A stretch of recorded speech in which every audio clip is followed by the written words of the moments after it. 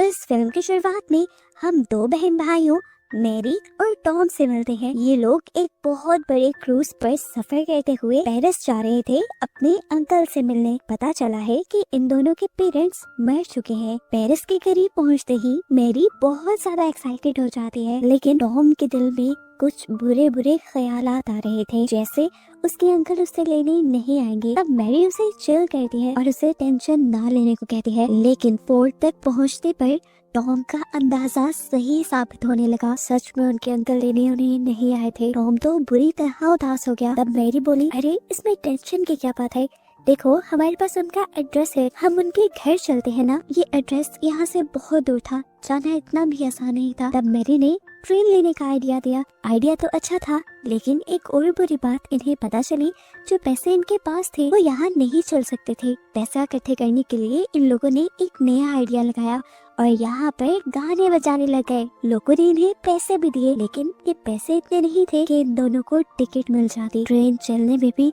सिर्फ 5 मिनट रह गए थे। टॉम तो एक और मर्तबा उदास हो गया, लेकिन मैरी ने होप नहीं छोड़ी। मैरी ने देखा कि कुछ बच्चे ट्रिप के साथ उसी ट्रेन के अंदर जाने लगे थे। अपने भाई का हाथ पकड़ते हुए वो जाकर उस ग्रुप में छुप गई और ट्रेन में चढ़ते हुए किसी ने उन्हें पकड़ा भी नहीं। ट्रेन में हालांकि बिल्कुल जगह नहीं थी, लेकिन दो अच्छी लड़कियों ने इन्हें अपनी जगह भी शेयर की और इस तरह इनका सफर शुरू हो गया। लेकिन इनकी ये चालाकियां ज्यादा देर तक चल नहीं पाई, क्योंकि इस ट्रेन में बैठी हुई सभी बच्चों की मैनेजर ने आकर देख लिया कि ये बच्चे उसके ग्रुप के नहीं है। इससे पहले कि वो इन्हें ट्रेन से बाहर निकाल देती या किसी को उनके बारे में बताती, उसे पता चलता है कि इन दोनों बच्चों के भी पेरेंट्स नहीं है। इसीलिए खुशी खुशी ये मैनेजर इन सबको अपने साथ रख लेती है और टॉम और मैरी को ये भी बताती है कि यहाँ पर सारे के सारे बच्चे ही ऑर्फन है और इन्हें दूसरे शहर लेकर जाया जा रहा है ताकि लोग इन्हें अडॉप्ट कर लें। यहीं पर मैरी मिलती है एक निक नाम के लड़के से। वो चल नहीं सकता और अपने हाथ पाँव मूव नहीं कर सकता, ऐसे वो दूसरे बच्चों के साथ खेल भी नहीं सकता। ये देखकर मैरी को थोड़ा दुख हुआ। उसने बहुत कोशिश की कि निक आम बच्चों की तरह खेल पाए, लेकिन मैनेजर ने बताया कि निक की बॉडी में इतनी पावर नहीं है कि वो आम बच्चों की तरह स्ट्रगल करे। लेकिन मैरी ने हार नहीं मानी। उसने फैसला कर लिया कि वो भी निक को आम बच्चों की तरह एंजॉय करवाएगी। वो निक के साथ खेलने लगी और ऐसे निक भी उसकी कंपनी में बहुत खुश हो गया। मैरी जिस वक्त एंजॉय करने में मसरूफ थी, तभी यहाँ पर चेकिंग करने के लिए इंस्पेक्टर आ गए। वो तो इन्हें बस पकड़ ही लेते, लेकिन बाकी सब बच्चे मैरी और टॉम की मदद करते हैं और इंस्पेक्टर को डिस्ट्रैक्ट करने में कामयाब भी हो जाते हैं। इस सब के बाद टॉम एंजॉय करने के लिए चला गया। उसने पूरी ट्रेन को एक्सप्लोर किया और फिर इंजन वाली साइड पर चला गया। उसे ट्रेन के इंजन देखना बहुत पसंद था, क्योंकि उसके डैड भी एक ट्रेन ड्राइवर थे और वो बचपन से ये कहता आया था। ट्रेन ड्राइवर्स उसे यहाँ देखकर गुस्सा हो जाते हैं, लेकिन जब टॉम उन्हें बताता है कि उसे ट्रेन के इंजन के बारे में बहुत कुछ पता है, तो वो उसे यहाँ रुकने देते हैं और टॉम से छोटी मोटी हेल्प भी लेते हैं, जैसे बेल बजाना और ट्रेन को थोड़ा बहुत कंट्रोल करना। ये कहते हुए टॉम को याद आता है कि यहाँ आते हुए कोई उससे टकराया भी था। अजीब से हुल्के का आदमी था, उसका मुंह भी अजीब था। वो बहुत मशकूक लग रहा था, जैसे वो कोई गलत काम करता हो। लेकिन खैर, अब टॉम उनके ऊपर से ध्यान हटा देता है और वापस अपने कैबिन में आ जाता है। फाइनली ट्रेन अपने पहले स्टेशन पे पहुंचती है, जहाँ पर बहुत सारे बच्चे उतर जाते हैं। निक भी उतर जाता है। निक को लग रहा था कि यहाँ पर कोई उसे अडॉप्ट कर लेगा, उसे फाइनली उसके पेरेंट्स मिल जाएंगे, लेकिन उसे देखकर सभी ने उसे अडॉप्ट करने से मना कर दिया और उदास वो ट्रेन में वापस आ गया। ट्रेन के दूसरे डब्बे में हम देखते हैं कि वो आदमी जो टॉम को मशकूक लगा था, वो सच में किसी बुरे काम की प्लानिंग अपने आदमियों के साथ मिलकर कर रहा था और उनके पास वेपन्स भी थे। मैरी यहाँ पे हर टाइम निक के साथ खेलती रहती है, जबकि टॉम इंस्पेक्टर को चकमा देता रहता है ताकि इंस्पेक्टर को ये पता न चल पाए कि वो लोग बिना टिकट के इस ट्रेन में हैं। रास्ते में अब ट्रेन एक और स्टॉप लेती है। ये लोग ट्रेन की ओपन साइड पे आ जाते हैं, जहाँ से ये लोग बहुत ही खूबसूरत फील्ड्स देख रहे थे। फील्ड्स यानी खेतों के अंदर बहुत सारी बेफलोस भी थी, जिन्हें देखकर निक बहुत ज्यादा एक्साइटेड हो जाता है। मैरी भी यहाँ उतरने की जिद करती है, लेकिन टॉम उसे कहता है ये बहुत ही बुरा आइडिया है। लेकिन ये लोग किसी तरह टॉम को मनाकर वहाँ पर उतर जाते हैं। निक आगे जाकर बेफलोस को टच भी करता है। उसे ऐसा लग रहा था आज जैसे उसने कुछ बहुत बड़ा अचीव कर लिया हो। उसने अपना हाथ पहली मर्तबा हिलाया था, ये लोग बहुत खुश थे, एंजॉय कर रहे थे, लेकिन इनकी सारी खुशी मट्टी में मिल गई जब इन्होंने देखा कि ट्रेन इन्हें छोड़कर चली गई है। ये लोग ट्रेन का पीछा भी करते हैं, लेकिन ट्रेन पकड़ने में कामयाब नहीं हो पाते। ट्रेन में मौजूद मैरी की दोस्त मैनेजर को ये बताने की कोशिश भी करती है कि कुछ बच्चे नीचे ही रह गए, लेकिन मैनेजर बिजी होने की वजह से उनकी बात नहीं सुन पाती और ये लोग यहीं रह जाते हैं। टॉम बहुत ज्यादा उदास हो चुका था, लेकिन निक ने यहाँ पर उसे हौसला दिया और उसे कहा इतना भी बड़ा कुछ नहीं हुआ, हम कोई और रास्ता ढूंढ ही लेंगे। टॉम उसकी बातें सुनते सुनते आगे जा रहा था और उसे फाइनली एक हैंड कार्ट मिल गई। ये बिल्कुल एक उम्मीद की तरह थी, लेकिन एक और मसला, ये खराब हो चुकी थी। टॉम ने इसे ठीक करने का फैसला किया। ये काम उसे वैसे भी थोड़ा बहुत आता था, अपने डैड के साथ रह रह कर जो उसने सीखा था। थोड़ी ही कोशिशों और मेहनत के बाद आखिर उन्होंने ये कार्ट ठीक कर भी ली। ये लोग ट्रेन तक वापस लौटने के लिए इस कार्ट पे बैठकर तेजी से इस कार्ट को ट्रेन की तरफ मूव करने लग जाते हैं, जबकि दूसरी तरफ ट्रेन में दिखाया जाता है कि सभी डाकू यानी वो बुरे लोग इस ट्रेन को लूटने और यहाँ के सभी पैसेंजर्स को बंदी बनाने की प्लानिंग कर रहे थे। फाइनली ये बच्चे भी अब ट्रेन तक पहुँच गए। दूर से ही इन्होंने देखा कि ट्रेन किसी वजह से रुकी हुई थी और उसके इर्द गिर्द तीर बिखरे हुए थे। ये लोग समझ गए कि जरूर कोई गड़बड़ी हुई है यहाँ पर। ट्रेन तक जाना इन्हें सेफ नहीं लगा, इसीलिए ट्रेन के करीब ही इन्होंने एक कैंप लगा लिया। ये वीरान जंगली इलाका था। रात में भेड़ियों ने उनके ऊपर हमला बोल दिया। ये लोग बहुत ज्यादा डर चुके थे। टॉम जो कि काफी बहादुर और ज़हीन भी था, उसने एक मशाल चलाई और इन सारे भेड़ियों का ध्यान भटकाने के लिए खुद इन्हें दूसरी तरफ ले गया।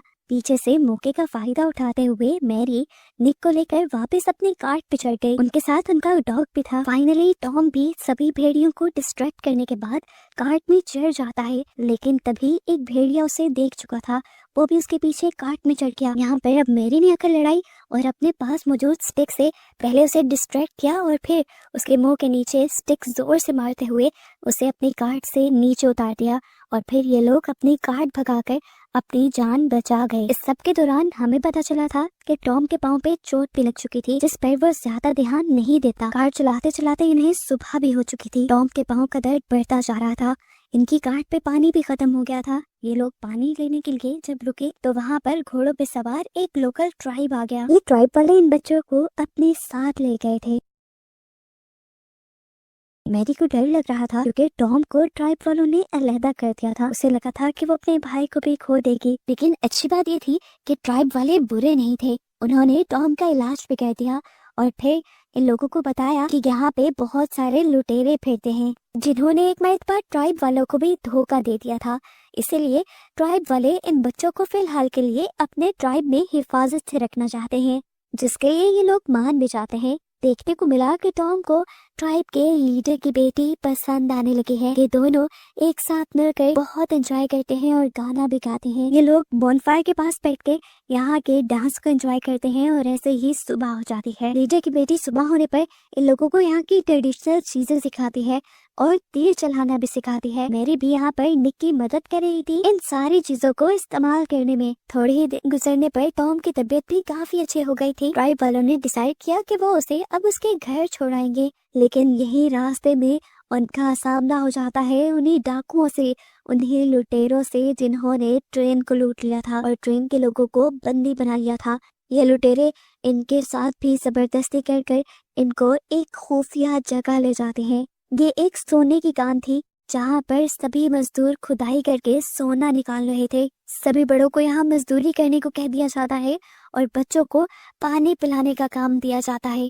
यहीं पर ये बच्चे मिलते हैं अपनी मैनेजर से भी, यानी उसी लेडी से जो ट्रेन में नहीं मिली थी, जो इन्हें देखकर बहुत ज्यादा खुश हो चुकी थी कि शुक्र है ये बच्चे ठीक थे। लेकिन दुख की बात तो ये थी कि ये लोग अब एक कैद में आ चुके थे। यहीं पर बातें करते हुए एक आदमी जब नीचे स्लिप हो जाता है तो ये सभी लोग घबरा जाते हैं। डाकू उल्टा इन्हें ही डांटने लगे, ये क्या कर रहे हो तुम लोग, जल्दी उठो और अपना काम करो। शुक्र था कि एक नैन नामी आदमी जो इस जगह का मैनेजर था, उसने आके इनकी हेल्प की और उस आदमी को उठा लिया। ये लोग काम कर करके पूरा दिन से थक चुके थे। रात होने पे इन्हें खाना दिया गया। खाना खाते हुए ये सभी लोग प्लानिंग करने लगे कि कैसे ये लोग इस कांड से बाहर निकल सकते हैं, कैसे ये लोग डाकुओं के चुंगल से अपनी जान बचा सकते हैं। इसी दौरान हम ये भी नोटिस करते हैं कि बच्चों की मैनेजर की नैन के साथ अच्छी बॉन्डिंग हो रही थी।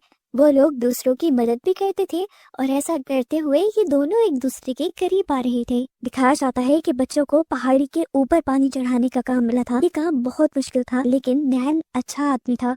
वो इन बच्चों की मदद करता है और ये काम पूरा कर देते हैं बच्चे। यहाँ वो लुटेरा जो इस कान की खुदाई करवा रहा था, उसे अभी तक बहुत कम सोना मिला था। ये देखते हुए वो बहुत ज्यादा गुस्से में आ गया और उसने सभी मजदूरों के ऊपर सख्ती ज्यादा करना शुरू कर दी, ताकि सभी लोग ज्यादा काम करें और उसे ज्यादा सोना मिल जाए। यहाँ रात में मैरी और टॉम जब एंजॉय कर रहे थे, तभी उन्हें डाकुओं के कमरे के बाहर से कुछ आवाजें सुनाई दी। उन्होंने सुना कि डाकू सभी लोगों को मारने का प्लान कर रहे हैं, क्योंकि अगले 2 दिनों में यहाँ गवर्नमेंट के कुछ लोग चेकिंग करने के लिए आएंगे। 2 दिन से पहले पहले डाकू सोना निकालने का काम बंद कर देंगे और यहाँ के सभी गवाहों को और मजदूरों को मार देंगे जो गवर्नमेंट को ये बता सके कि यहाँ की खुदाई करके डाकुओं ने सोना निकाला है।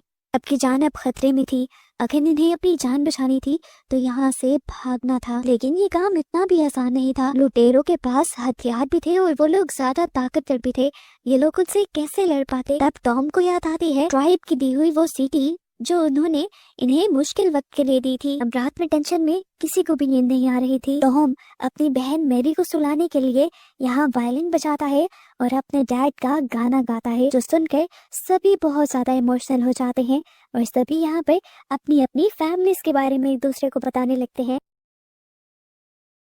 तब टॉम और मैरी बताते हैं कि वो लोग असल में अपने अंकल के पास जाने के लिए यहाँ आए थे, लेकिन उनके अंकल उन्हें पोर्ट पर लेने नहीं आए और इस तरह वो अपने अंकल को ढूंढने के सफर में चले गए और फिर वही ट्रेन लुटेरों ने लूट ली और वो यहाँ फंस गए। ये लोग ये सुनकर दुखी थे, लेकिन उनकी कहानी सुनकर नैन भी दुखी था। वो समझ गया कि ये उसी के बच्चे हैं। वो इन बच्चों को बताता है कि असल में मैं ही तुम्हारा अंकल हूँ। मैं ही तुम्हें लेने के लिए पोर्ट की तरफ जा रहा था, लेकिन रास्ते में मुझे भी डाकुओं ने पकड़ लिया और मैं तुम तक पहुँच नहीं पाया। यहाँ पे हमें पता चलता है कि नैन इन बच्चों से बहुत ज्यादा प्यार करता था। वो इन बच्चों को उसकी और उसके डैड की तस्वीर दिखाता है और ये लोग खुश हो जाते हैं। फाइनली ये लोग अपने अंकल से तो मिले हैं। ये लोग अब प्लान बनाते हैं कि सुबह को इन्हें यहाँ से भागने की तैयारी कैसे करनी है। सुबह उठते ही इन लोगों ने प्लान पे काम करना शुरू कर दिया।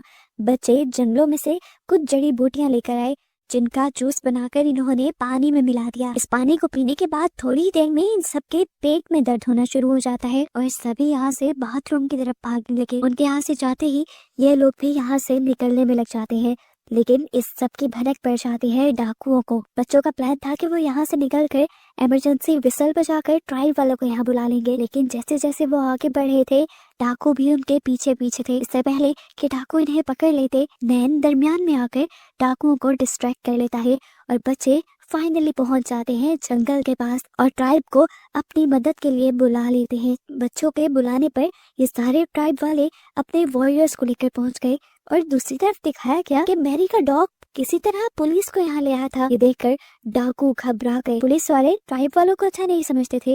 वो पहले यहाँ ट्राइब वालों को ही पकड़ने लगे, लेकिन तभी मैरी ने अपनी जहानत से पुलिस को ये बात समझा दी कि ट्राइब वाले बुरे नहीं हैं, वो तो हमारी मदद कर रहे हैं और असली बुरे लोग तो ये डाकू हैं जो कान की खुदाई करवा कर सोना निकलवा रहे थे। दूसरी तरफ देखने को मिला कि बाकी डाकुओं ने मिलकर यहाँ मौजूद सभी लोगों को बंदी बना दिया था, क्योंकि उन्हें पुलिस सायरन्स की आवाज आ गई थी। सभी लोगों को रेस्क्यू करने के लिए ये ट्राइब वाले लोग आहिस्ता आहिस्ता आगे की तरफ बढ़ने लगे, ताकि अंदर वाले डाकुओं को कुछ खबर ना हो। ये लोग फाइनली अंदर आ चुके थे। टॉम उस जगह पे जाता है जहाँ पर जेल बना हुआ था। सारे लोगों को वो आजाद करवाना चाहता था, लेकिन यहाँ पर एक ताला था। इस ताले की चाबी एक डाकू के पास थी। टॉम जब उसे लेने के लिए गया तो डाकू ने ये चाबी उसके हाथ लगने नहीं दी, बल्कि उसी को उठाकर दूर पटक दिया। तब यहाँ पर ट्राइब के लीडर की बेटी ने टॉम की मदद की और ये लोग फाइनली चाबी लेने में कामयाब हो गए और ऐसे इन्होंने अपने सभी लोगों को आजाद करवा लिया। ये लोग जैसे ही बाहर आते हैं तो सबसे बड़ा गुंडा यहाँ मैरी को पकड़ लेता है और उसके ऊपर बंदूक तान देता है। वो सबको धमकी दे रहा था कि जब तक मैं सोना लेकर यहाँ से ना जाऊं कोई ना हिले, वरना मैं मैरी को मार दूंगा। सिचुएशन बहुत ज्यादा खराब हो गई थी, सभी डर गए थे, लेकिन मैरी बहुत होशियार थी। वो इस आदमी के हाथ पे काटते हुए नीचे से उस आदमी के चुंगल से निकल जाती है और ऐसे मैरी के साथ होते ही पुलिस फौरन आकर इस डाकू को पकड़ लेती है और ऐसे सभी सेफ रह जाते हैं। अब फाइनली बच्चों को अपने अंकल मिल गए थे और अंकल लैन ने मैनेजर को प्रपोज कर लिया था ये लोग फैसला करते हैं कि ये लोग अपनी फैमिली में निक को भी रख लेंगे। ये जानकर निक भी खुश हो जाता है और यही इस मूवी की हैप्पी एंडिंग हो जाती है।